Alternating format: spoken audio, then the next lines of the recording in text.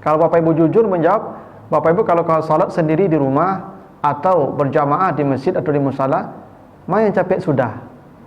Capek di rumah. Ya Pak, awak sopirnya mah. Ya. Bisa ayatnya putar-putar qul huwallahu inna atena tabat yada iza jaa, kan putar-putar situ ya ayatnya itu. Ambo kurang yakin ya, walaupun ada. Bapak Ibu kalau salat di rumah sendiri itu ayatnya an-naba wan nazi'at. Ya, paling itu tadi tuh. Qul 3 tambah kafirun 1 iza jaa tabat yada, yang putar-putar situ itu. Baku itu je ayatnya Ustaz, yang mana capek sudahlah. Gitu. Makanya kalau di masjid atau di musala tidak mungkin. Yang tadi itu ayatnya pertama bacanya bagus imam kita kan, itu pun bacaannya akan membawa kita supaya bisa sampai ke khusyuk itu tuh. Ya, itu kenapa yang jadi imam tuh kan aqra'ukum Qur'anan kata Nabi. Syarat jadi imam tuh yang paling qori bacaan Qur'annya. Yang paling qori itu maksudnya yang paling bersih bacaannya, bagus suaranya, ya makhrajnya jelas, panjang pendeknya. Itu syarat mutlak jadi imam. Bukan tua Pak, bukan umur. Walaupun anak ada usia 7 tahun, dia paling baik bacaannya, anak itu yang suruh jadi imam Pak. Dan itu pada masa Nabi terjadi. Dalam hadis Muslim, ya, ada sahabat namanya Umar bin Salamah, dia usianya masih 7 tahun, disuruh jadi imam. Kenapa? Karena dia yang paling baik bacaannya dari semua hadirin yang ada. Dan itu dibenarkan Nabi. Boleh. Kenapa? Karena bacaan imam itu mempengaruhi suasana hati kita dalam salat. Jadi kalau kita ingin khusyuk, salat memang dipengaruhi oleh bacaan imam. Makanya imam itu pilih yang bacaannya bagus, suaranya juga bagus. Ibu-ibu kalau imam kau sasa ango, putu-putu baca ayat, pasti ibu-ibu ingin capek ruku sama. Gitu. Nah, itulah ke ruku imam pelawak dan sasa ango di belakang danganya gitu. Tapi kalau bacaan imam kau bersih, panjang apa, jelas suaranya, kita senang walaupun panjang ayatnya, kita betah. Tapi kalau semayang di Makkah, panjang tak baca ayat di Makkah tu? Panjang, tapi lama tak terasa tagak. Enggak. Kenapa? Di mana masuk ke hati bacanya itu, walaupun tak paham apa yang dibacanya. Itu sederhananya khusyuk. Jadi memang kenapa hubungannya ya aflaha dengan hayyalal falah?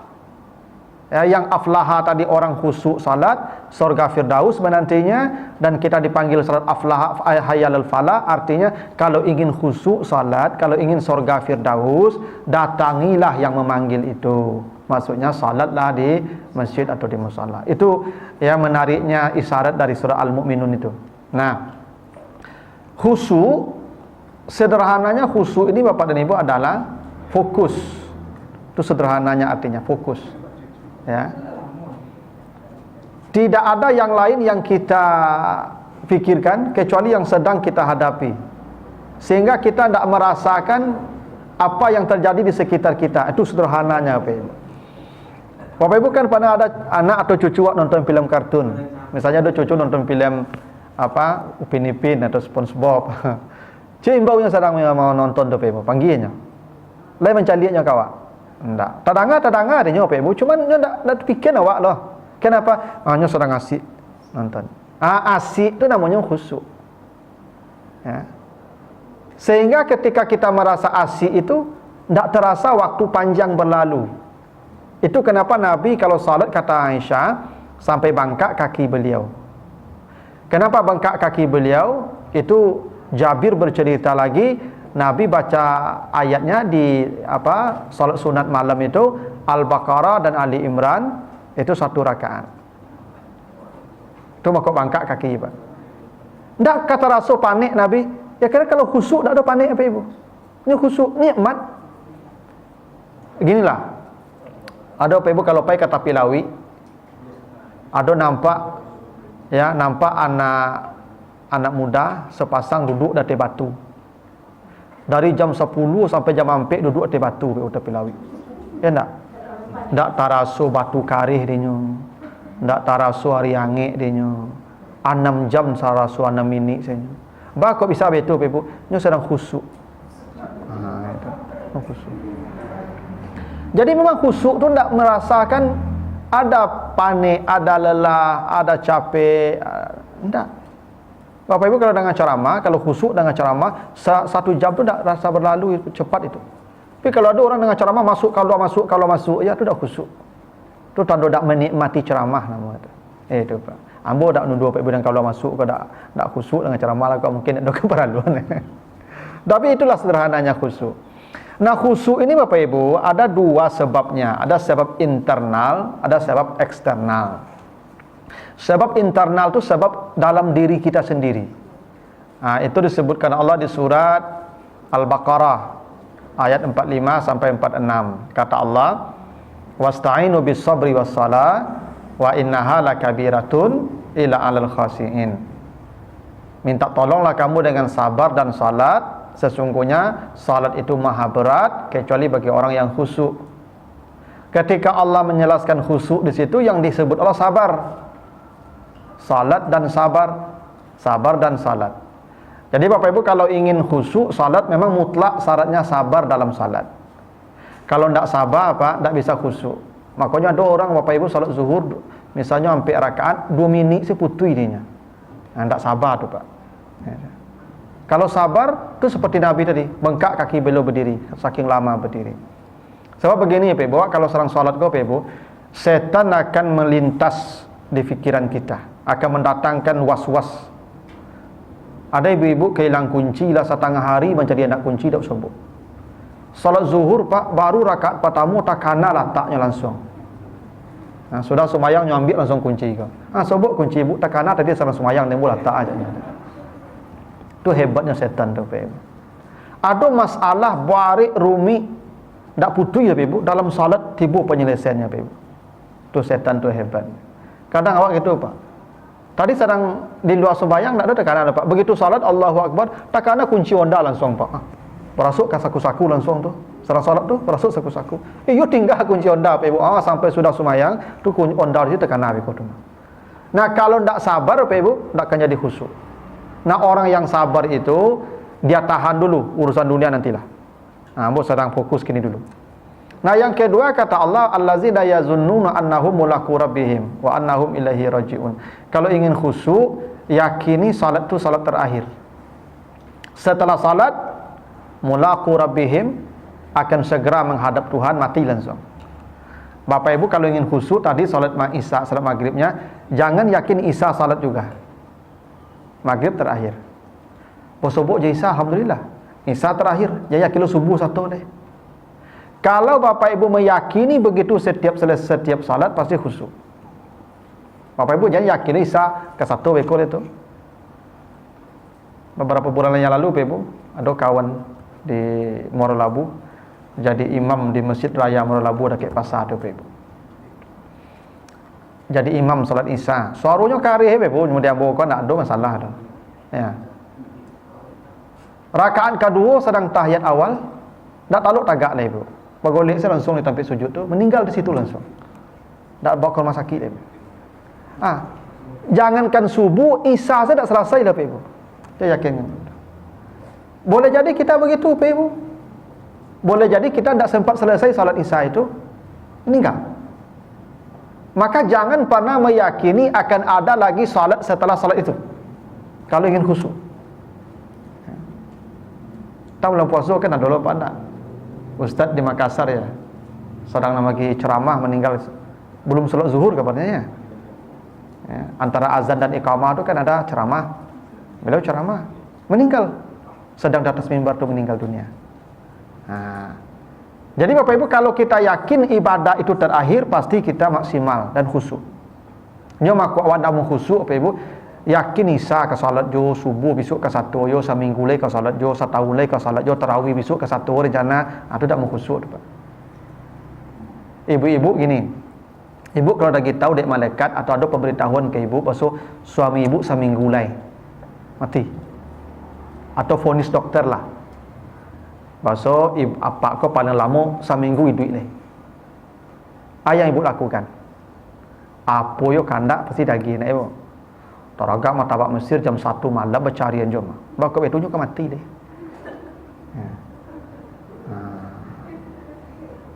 Tapi kalau mereka kini kau bakal sampai tu ke itu saja lama makan lagi. Jadi makin yakin Bapak Ibu dengan dekatnya mati, pasti makin maksimal kita melakukan suatu. Pasti itu. Nah, salat juga begitu. Itu rahasianya kenapa Allah katakan, kalau ingin khusyuk, yakini kamu akan segera menghadap Tuhan. Tapi itu sebab dari dalam diri kita, internal. Nah, dalam hadis-hadis ini dijelaskan sebab dari luar diri kita, eksternal. Jadi ada faktor-faktor yang di luar diri kita yang mendukung kita bisa khusyuk dalam salat. Nah, mari kita lihat hadis-hadisnya karena cukup banyak. Kita bahas saja beberapa. Nanti kalau tidak selesai nanti kita sambung. Pertama hadis dari Abu Hurairah, ya. Hadis dari Anas, bukan Abu Hurairah, dari Anas, riwayat Bukhari Muslim muttafaq alaih. Ini hadis sahih, Ibu ya. Kalau muttafaq alaih itu paling kuat. Ya, ada kitab Bukhari, ada kitab Muslim, dan redaksinya sama, itu namanya muttafaq alaih.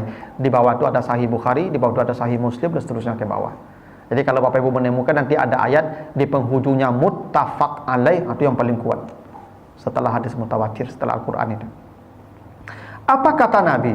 Iza quddimal asya fabda'u bihi qabla an tusallu al-maghriba. Apabila sudah terhidang makanan, maka mulailah kamu makan sebelum melakukan salat maghrib. Ini diambil contoh sampelnya, Bapak Ibu, salat maghrib karena yang paling pendek waktunya. Waktu maghrib datang, makanan sudah terhidang. Kata Nabi, hadis sahih, makan dulu. Itu bagaimana Pak? Jangan salat dulu, makan dulu.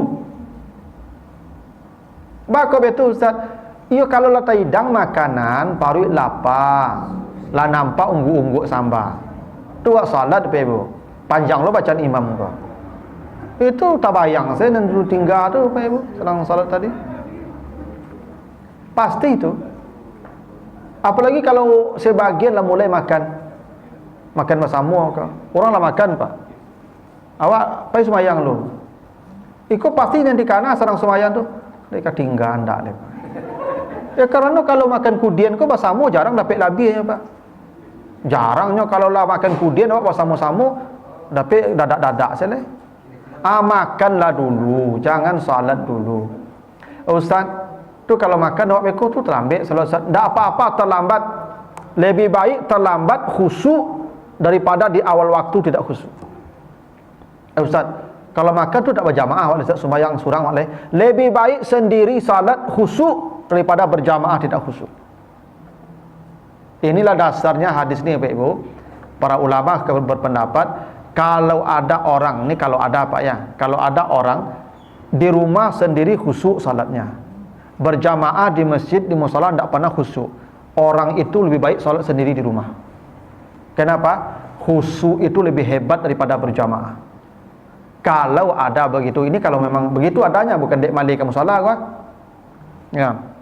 Ya, kan ada dulu orang menjawab itu, "Mbak, kamu salah apa?" Tak masjid. Ada di rumahku lebih khusyuk daripada di masjid. Nah, kalau itu kan dek kadang dek mali itu. Ya sebab apa Ibu logikanya ya sulit khusyuk di rumah tu. Ibu kalau sembahyang di rumah, anak main bau, cucu main bau, nyak mari dan mari, maka capek sudah begitu itu. Nah, itu. Nah, karena itu kata Nabi, makanlah dulu. Apa makna hadisnya Bapak Ibu? Singkirkan atau selesaikan segala perkara yang merusak fokus dan konsentrasi kita. Jangan ada sesuatu yang bisa merusak ya fokus kita dalam salat. Makanan salah satunya. Karena itu ada hadis Nabi juga Bapak Ibu ya. Aisyah, itulah. Itu tempat salat Nabi Pak, mihrab. Itu kamar Nabi dengan Aisyah di samping itu. Itu ada gorden. Aisyah pasang gorden tapi warnanya mencolok. Mencolok warnanya Ibu. Apa kata Nabi kepada Aisyah? Ya Aisyah, amiti anni karamaki. Ya Aisyah, tolong buka gordenmu. Kenapa? Karena dia mengganggu mata saya dalam salat. Apa artinya? Itu tidak di depan Pak, di samping. Karena mengganggu mata, buka. Buang. Jadi jangan ada di depan kita itu atau di sekitar kita yang bisa mengganggu pandangan kita, fokus kita. Itu makanya sarankan ibu-ibu kalau pergi kamu salat atau ke masjid salat, jangan pakai mukenah yang norak. Ya. Lain ada norak. Ya, kan ada mukenah aku ibu warna-warni yang memang orang di belakang memikir, mana Bali dibu banyak. Beko sudah assalamualaikum, harusnya assalamualaikum tu zikir astaghfirullahalazim. Hanya ndaknya gabi ibu tu langsung. Di mana ibu balik tu je. Boleh yang cari patang tu sobuk dan boleh saja. Itu tandanya fikir sembahyang tadi itu. Ya. Karena itu ibu mengganggu fokus orang namanya itu pakai pakaian begitu. Itu makanya bapak juga begitu. Jangan ke masjid, ke musala ni solat pakai baju yang bermerek-merek, yang bertulis-tulis. Apalagi di belakang kau bertulis pak, yang membaca ini gila. Orang di belakang tu sakit hati pak tu. Dia lah kecil gila ya pak. Memang banyak begitu pak, yang anak-anak muda kalau pergi ke masjid membawa baju yang bertulis-tulis di belakang. Pasti orang di belakang tu akan membaca pak ibu. Itu tak bisa dihindari tu, pasti. Dan itu akan merusak fikirannya. Ya. Itu makanya saya sering sarankan ke jamaah, ke pengurus masjid atau musala, jangan di depan ni pak ada tulisan-tulisan yang membuat orang akan rusak fikirannya. Itulah pas tu pak, daftar donatur di belakang. Jadi sekolah tak daftar donatur ke pak? Orang yang sembahyang di mungkul list tu je calik namanya mah. Yang patang ada yang bayi ya, lalunya tulian di pengurus tu pak. Beko lah 3 kali sembahyang dah tak tuli pak, nyetuli pengurus dia mah. Yang di belakang tu dah bagus tu pak. Jadi memang harusnya begitu. Ya. Termasuk tulisan-tulisan pak, HP matikan segala macam. Kalau bisa jangan di depan ini, di samping kiri atau di depan pintu masuk tu aja. Mengingatkan. Karena bacaan-bacaan di depannya akan merusak pasti fikiran orang yang salat di depannya. Semua. Makanya Nabi ada aturan jangan salat menghadap ke jalan raya. Itu tak boleh. Kalau menghadap ke jalan salat tentu macam-macam orang yang lalu ibu. Ya, tak fikir aja dah awak. Jangan salat maduk ke batang air. Namanya batang air sungai banyak yang nanyui. Jangan salat sambil mengasuh cucu. Ibu kan cucu datang mungkul tu sembahyang maduk kenyo. Kau nyelelu TV terkejut-kejut serang sembahyang tu ibu. Ya. Makanya ibu kalau kau salat cucu tu agaklah kinduknya lu dak suka su durang lu. Jadi dia maduk kenyo gitu. Jadi memang kadang-kadang begini ibu. Ya. Itu kenapa Nabi dalam hadis yang sahih dijelaskan Nabi itu memang pernah membawa cucu salat. Ya, Nabi pernah membawa anak Zainab Umamah binti Abil As salat. Tapi sekali saja apa ibu. Jangan ibu kira Nabi itu tiap hari buat cucu salat ke musala ke masjid. Enggak. Sekali saja untuk jadi hukum. Bagaimana hukumnya? Boleh kita salat menggendong orang. Jadi Nabi itu salat ibu diceritakan ketika bawa Umamah salat, ketika berdiri wada'aha ala atikihi. Nabi meletakkan Umamah di pundak. Digendong.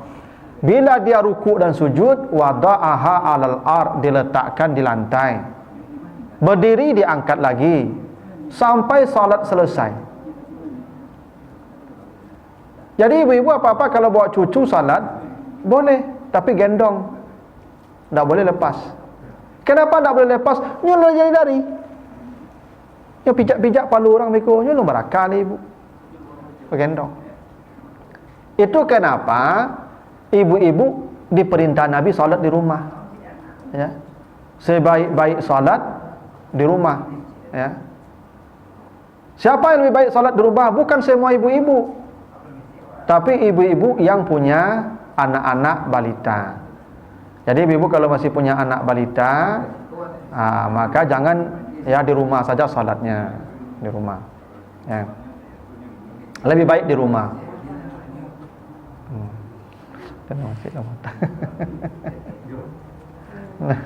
Nah, jadi Bapak Ibu, kalau bawa anak balita, lebih baik salatnya jangan di masjid, di rumah sajalah. Kalau Bapak Ibu bawa ke masjid atau ke musala, gendonglah supaya tidak mengganggu kekhusyukan orang lain.